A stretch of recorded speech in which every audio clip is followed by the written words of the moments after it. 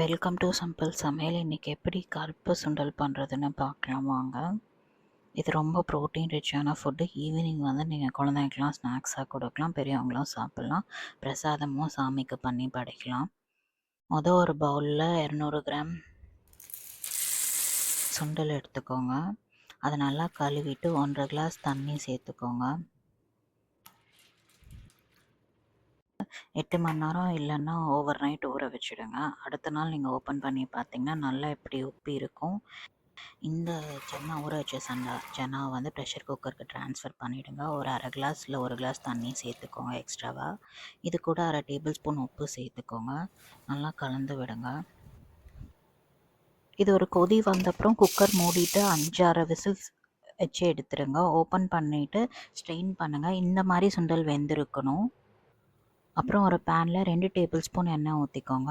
எண்ணெய் சூடான அப்புறம் கொஞ்சம் கடுகு, கொஞ்சம் உளுந்து, ஒரு 2 கொத்து கருவேப்பிலை சேர்த்துக்கோங்க. அது நல்லா பொரிஞ்சதும் 2 காஞ்ச மிளகாய் சேர்த்து ஒரு 30 செகண்ட்க்கு நல்லா வதக்கி கொடுங்க.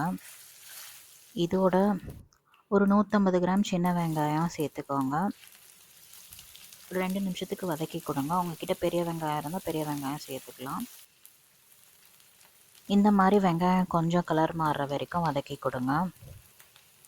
இப்போ நம்ம வேக வச்சுருக்க சுண்டலை வந்து இதோட சேர்த்துக்கணும்.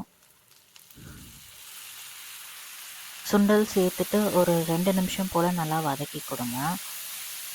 சுண்டலில் கொஞ்சம் ஈரப்பதம் இருக்குல்ல, அதெல்லாம் போகிற வரைக்கும் நல்லா வதக்கி கொடுங்க.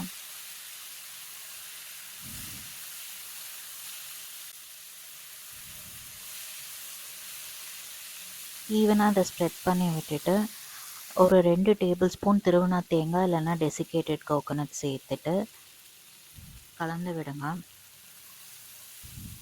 ஒரு நிமிஷம் போல் நல்லா வந்து கலந்து கொடுங்க. ரொம்ப தேங்காய் வேகணும்லாம் இல்லை.